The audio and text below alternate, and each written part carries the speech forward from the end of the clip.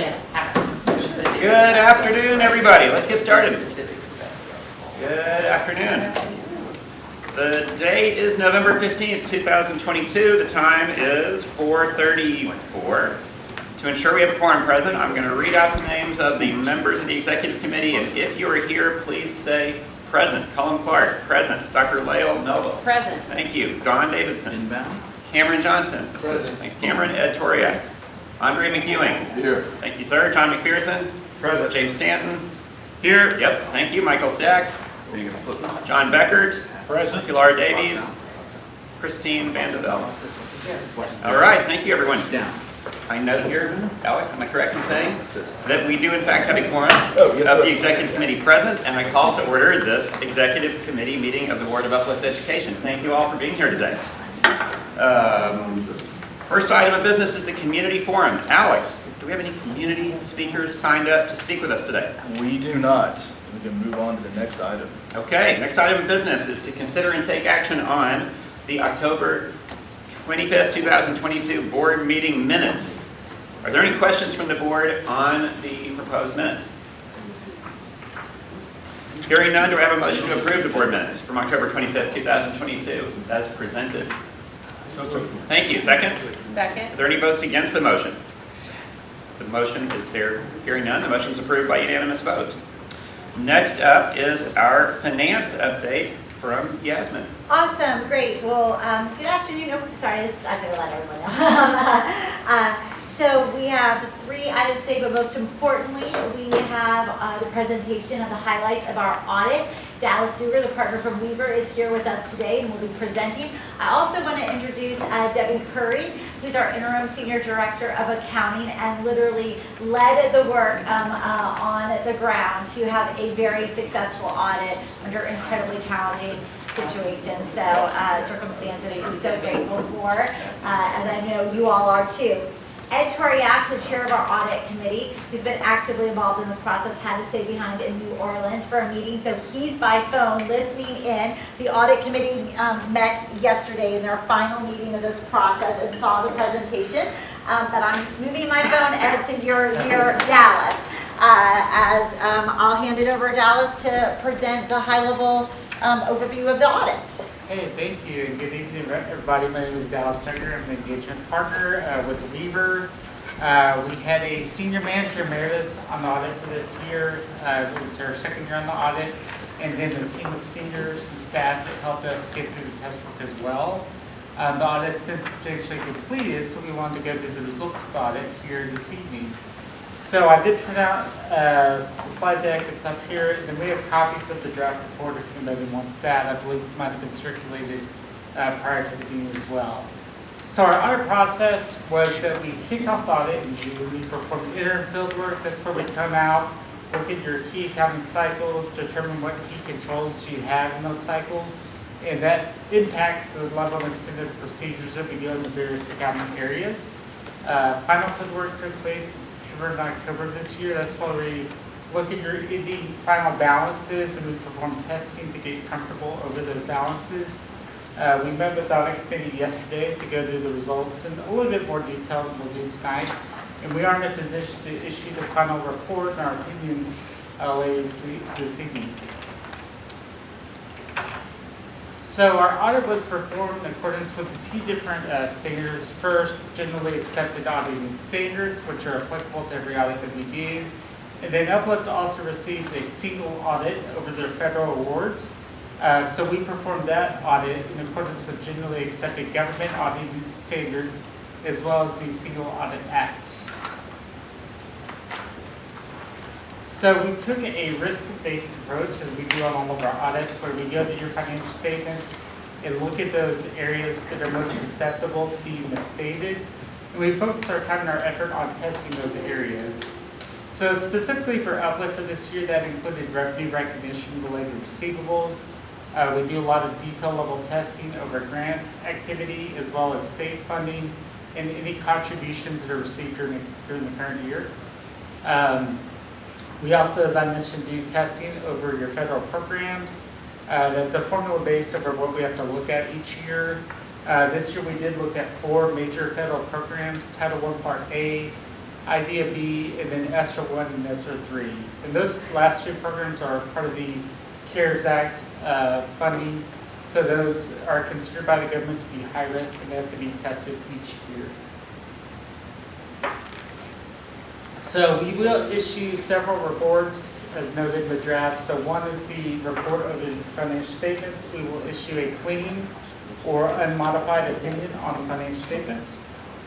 We will issue a report on internal control over financial reporting as well as compliance. That report will indicate that there were no findings noted. And then for the federal single audit over federal awards, we will issue a report on compliance of each major federal program as well as related controls over compliance.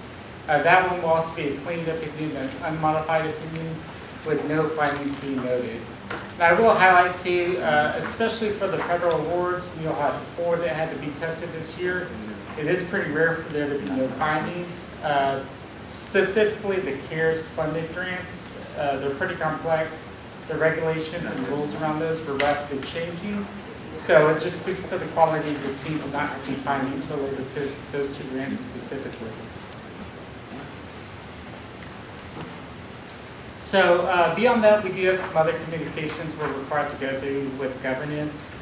The first 3 relate to the opinions that I just mentioned.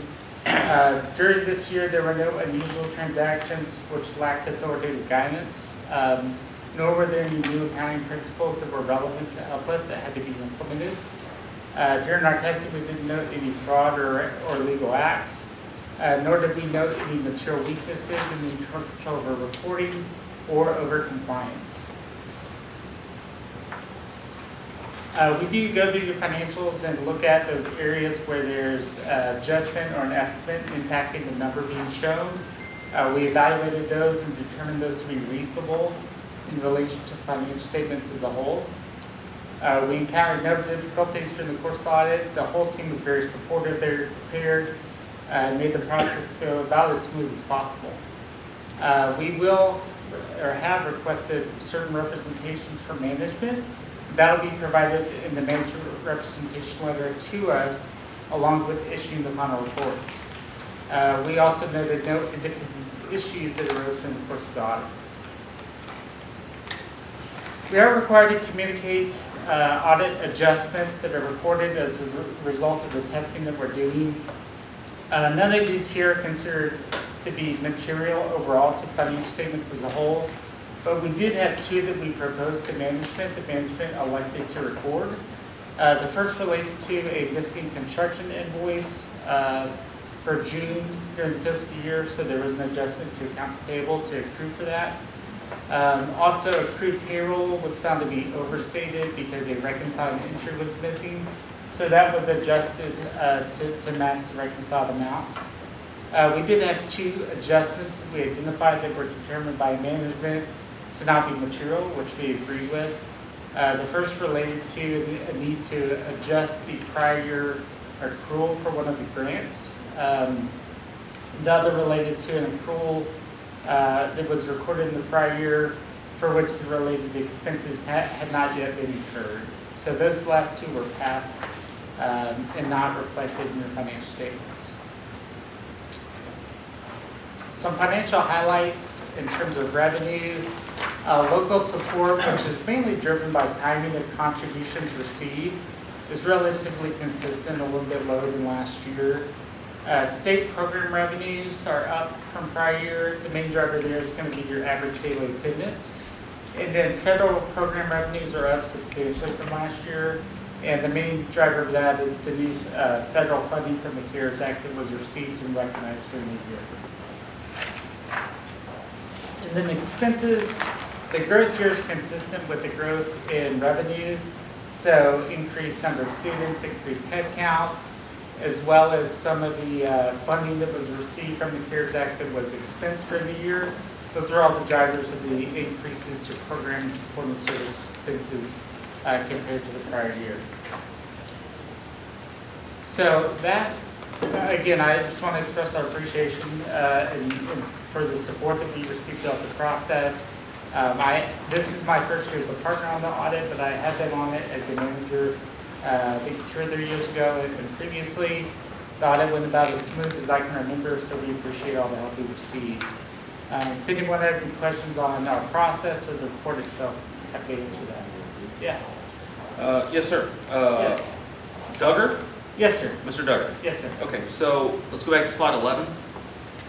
So we had a missing construction invoice for 1.1 million, and then we'd overstated payroll by 601,000. Yes. Okay, so those are big on that- numbers. on So that- can you, I can tell you on the construction invoice, James, it Sure. came in August. And so after the year had closed, it was a late invoice that came in that our team didn't capture. okay, yeah, so the money's not missing. No. What happened is when we did the audit, it didn't fall within the fiscal year. Is that correct, Mr. Duggar? It had not been accrued for and it should have been. So Okay. one of the procedures we do is we look at disbursements after year end and make sure whether or not, the related, what's being paid for should have been accrued, and that was one that we picked up. Understood. So this is not missing money. This is, Yeah. when we looked at the books, it was booked incorrectly. It just had not been accrued for an expense during fiscal year 22 as it should have been. Okay, so it just wasn't- Because the invoice was received later than. Understood. So it was just booked incorrectly and you fixed it. Correct. Okay, great. And same thing with the payroll issue. It was just booked incorrectly and you fixed it. That account had not been adjusted to match the reconciliation, so it had to be adjusted to be stated correctly. Yeah, so it wasn't booked correctly and you fixed it. Correct. Okay, great. Any other questions?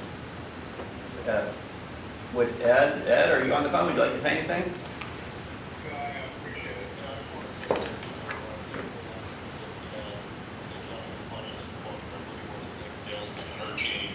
And then I also wanted to give a special thank out to Weaver, being a legacy auditor for 30 years or so, I know it's hard to actually keep the team intact.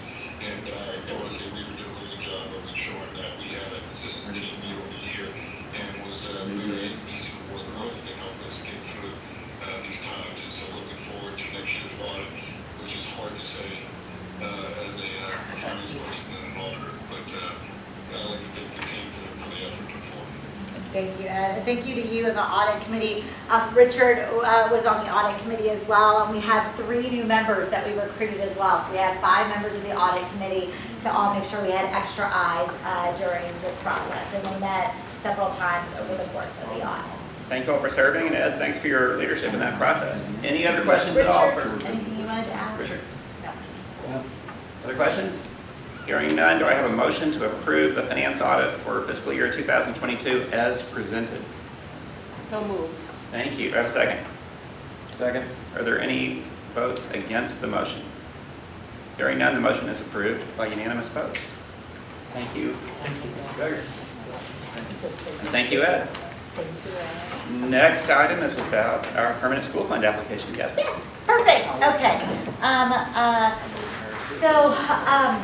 And thank you so much, Alice, thank you. Thank you.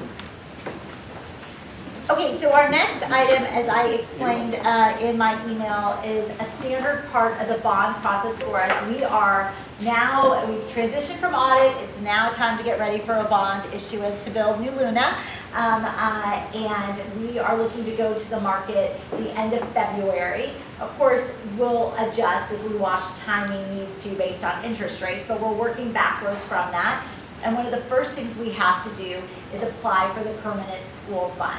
The state allocates a fund that we can access. It allows us to have basically an investment grade rating, like the highest investment grade rating possible. It gives us access to lower interest rates for our debt, but it has a capacity on it. And so we have to apply for our allotment. And so that is what this first resolution is. The board has done this historically since we've had access to the permanent school fund. You're basically just giving us permission to apply for the state's lower interest rate bond program or debt program to help complement our bonds. And so our plan is to submit our application the end of this week, and then we will find out in December, probably during honestly winter break, what allotment we've got. We find out the next month. We are applying for 80 million. That is more than we plan to go to market for, but if we think we can refinance any of our old bonds, and again, that's going to depend on rates, we have to include it in the application. So we're giving ourselves cushion. We don't have to use all of it. We want to apply for, to give us full flexibility.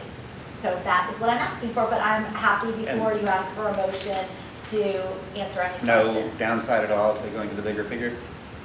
No, because literally all you're doing is asking for an allotment, and then if they hit capacity, they might haircut us, or there's a form we fill out once we're ready to go to the market to say we're giving back to the fund a portion of the allotment we're not going to use. Questions? And then you decide. I have a motion to approve the resolution approving the permanent school fund application as presented. So moved. Thank you, Cameron. Second? Second. Thank you. Is there any votes against the motion? Hearing none, the motion is approved by unanimous vote. Next is about our reimbursement resolution. Perfect, this is the second part of the start of the process, and also we do need you all to sign the resolution to submit to TA, so it's gonna come around, and please make sure you put your signature on. I just need one. Yeah, Oh, you we're just need good. one, Yeah, you're we just need good, one. okay, perfect. Sorry about that, Alex. So on the reimbursement resolution, what that allows, you're giving us permission for is, we have to expend construction dollars now for the build of New Luna, for it to be open in time next December, before we've issued the bonds and gotten the money for it. And we're doing that by using our construction line at Regions Bank. So you all basically approve a resolution that says, for this specific project of the New Luna site, once we've issued the bonds, we can use those bond proceeds to go pay off the Regions construction line, right? So that is our vehicle for doing that. And again, we have done that in the past where we start incurring construction costs before the bonds are issued because we're making sure we're monitoring timing of the market. And so, right now, I think we've incurred less than $500 of construction costs. We'll probably be up at 10 to 12 million by the time the bonds are issued, 10 to 15. So that is the second resolution. Any questions? This is tying two things together. What's the magic of the February application or starting process for the bonds? Oh, the timing of going to the market in Yeah. February? Well, it's a couple of things. One is to use the permanent school fund. When we go to the market, the capacity has to still be there. So we want to, it's like a timing dance between having the permanent school fund not run out of capacity before we go to market and watching interest rates and where they at and are they favorable for us. And so we're weighing those two things. And then, of course, we'd like to have the bond proceeds and not have to keep drawing on the Regions construction line. So that's also playing into the timing as well. But transparently, the Regions line is 50 million. So we could basically fund almost all of this project for a ways into the build without having to go to the bond market. But we want, as our advisors have told us, it's better for you to be ready in February, and then if you don't like the rates, push it out versus have to accelerate if the rates are favorable for you, and then you're trying to hurry because there's so many steps along the process. So we will be coming back to you all a couple more times as part of the bond process, just as a reminder. We'll come back to you with a list of bond projects.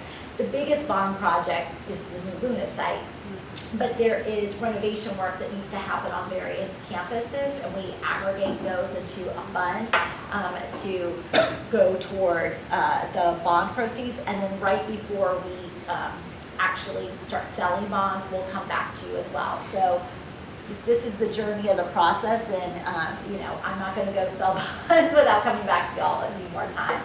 This is just the start of that journey. Other questions? So, yes, is there a list of projects? I know Luna is a major piece of it. Yeah, Is there you a will list of- get that. I don't know if it's going to be at the December 6th meeting, Audrey, because I'm just getting the presentation of the proposed projects from the facilities team the week we come back from Thanksgiving break. So just as a quick aside, the way that process works is our facilities team goes and works with every K-12 campus, and they hear feedback from them about where they see they need improvements and fixes on their campus, then we also go through and check and prioritize any safety related and then any athletic related ones. Like we don't want kids to trip because there's divots in the soccer field, right? And then we look across all of those and start prioritizing which ones are critical versus nice to have, and then propose back the project. So I'm going to tell you the January Executive Committee meeting is when you'll see the project list, but it could be December 6th, just depending on where we're at. But we might have some, I mean, not just necessary fixes here and there like the divots, but some medium-sized projects that meaningfully improve some of our campuses, right? Yes, it'll be a mix of things. So Other we'll look questions? at that. I got a question. It may be related, it may be unrelated, but it sounds like the legislature is going to pass some of its own funding for some security measures, school security measures. Would those be totally separate, or do we just not know enough? Yeah, we don't know enough what that is. Are they going to fund personnel or other things? So for example, they funded shields for school resource officers that carry weapons. Like that was something they funded early on after Uvalde. What I mean by security is some of our older campuses, the fencing needs to be replaced, right? Like it might have gaps in it. And I don't actually see the state giving general broad funds for things like that. Maybe, I could be wrong. But I'm talking about things we already have in place that are just dated because of the age of the campus, and we need to fix it. So we had that external security audit done, safety audit done this summer, and they literally identified physically on every single campus, here are some areas for an enhanced opportunity. Any other questions? Hearing none, do I have a motion to approve the reimbursement resolution as presented? So moved. Thank you, Cameron. Second. Second. Thank you, Leo. Are there any votes against the motion? Hearing none, the motion is approved by unanimous vote. That's you, Frank. Awesome. Alex. Thank you, Colm. Good afternoon, everyone. I just wanted to give a real quick update on the state intruder safety audits. Quick reminder, right, it's a 3-phase audit when we have auditors come to a school. They do an exterior door audit. They do an audit of whether or not they can actually get into the building from outside, and then they do an audit of classroom doors. We had 2 campuses, Ascend Middle and Summit Middle, that were flagged for exterior doors being propped open. I think in both cases there was one door in each campus that was propped open. It's a little, it's a little wonky in that we had staff right there. We had our cafeteria staff bringing supplies in and going back and out and forth to the dumpster. Yeah, so there was a conversation with the auditors whether or not they were actually going to flag the doors or not. They said they were going to go ahead and err on the side of caution and flag the doors, even though we had staff, I think, within 4 feet or 5 feet in both scenarios. Either way, we're going to do the corrective action process. We're doing the training with the staff to engage the staff. We're going to discuss it at the next local safety and security committee meeting, and as required, we're bringing it to the board just to let you all know. Candidly, again, I actually really think it's a win, given that the doors were actually secured by staff, and it's really kind of out of the abundance of caution, I think, for the auditors. What were the auditors wanting? I don't know. I mean, honestly, Yeah. you literally, it's logical to me. And if you just think about it, like with CNP, Child Nutrition Program, you're pushing big carts of either food out a door, so someone has to keep the door open, or you're moving big, trash dispensers out to the larger dumpster. So Yeah. it's not, I agree with you, John, it's not really super practical. Yeah, I think the reality is it is a brand new process. It is being conducted, every school in the state, whether you're an ISD or charter, is being audited. So it is a massive project being conducted in sort of what I understand to be a short amount of time. I think, they have been directed, and I think kind of intuition tells them that they're going to err on the side of safety. They certainly don't want to be the auditor who did not flag something and then, right, God forbid, something does happen. So, I think they're going to err on the side of if a door is open, they're going to flag it and let us kind of go through the process and move forward. My hope is that in future years, if they still continue to do this, that they kind of refine the process and hopefully engage us in conversations to how best to do that. Alex, do we have a reason to go into closed session Nope. at this Well, time? we always put it on the agenda. Yeah. So we have a- I don't think it's net, I mean, that's really all the information we have to provide on that. Does anyone have any other questions about the intruder detection audit findings?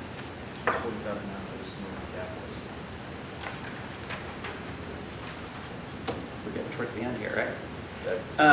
So We get I gold stars. just wanted to, yeah, so this is close to a record here, but I did want to just very quickly say one thing a little bit off script, and that is that I had the opportunity to go to Uplift Summit in Arlington yesterday, along with our former board chair, Melissa McNeil, for teacher appreciation.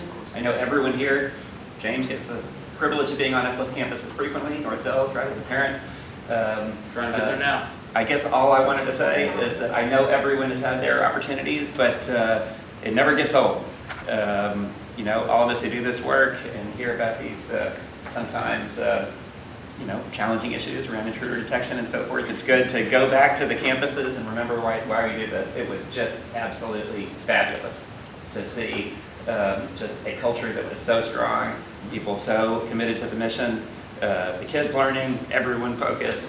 And we just had a great time. And I just want to encourage anyone who hasn't done that lately to do the same, because you also will get a fresh charge of energy out of it, in my opinion. I want to thank Christine and the engagement committee for that wonderful effort to put that together so that we could have that opportunity. It's really a nice job. Thank Thank you. you. And I agree with Colin, it was just so much fun to look at schools. So anybody, we always need volunteers for this committee. There's some things coming up too, so you want to get back in the classroom. And it was like a couple of it did, for what it's worth, it sure seemed like all the teachers sure appreciated the coffee, the orange juice, and especially the donuts. And there was one, it was really funny, one teacher came out and said, now what is this? I thought maybe this was like where we appreciate the board. I was like, yes, Melissa and I drove all the way to Arlington because we wanted to bask in the glow of your appreciation. But we quickly corrected that notion and thanked that teacher, especially profusely, for all that she does for our scholars. Remy's very worried about the amount of coffee our teachers consume after having joined some of these board visits, but that's good. There's a lot of coffee that keeps Uplift running. It keeps caffeine, keeps us running. The fuel that keeps this place going. Is there any other business to come before the board? Okay. Well, hearing none, I will say that the 5:02. time is now 5:02. There being no further business before the board, the meeting is adjourned. Everyone have a good night. Thank you for your service to Uplift.